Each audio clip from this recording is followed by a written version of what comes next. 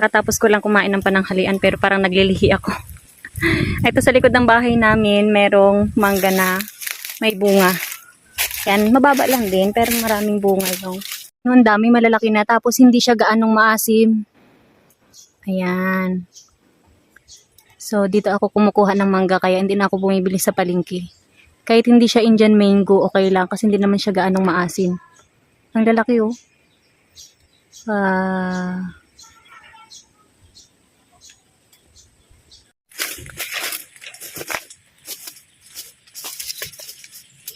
Oh. Ilagay na yung ano sa kitchen tapos uminom na ng water. Dito. Opo.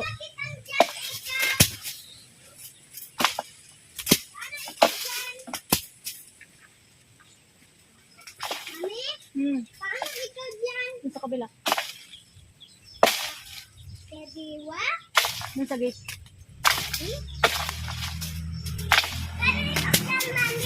Dun sa gate.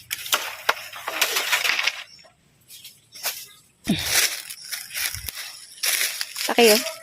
Ah!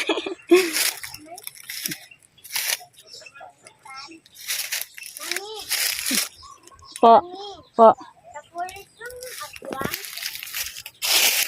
Oh, mangga. Sweet, sweet, sweet, sweet.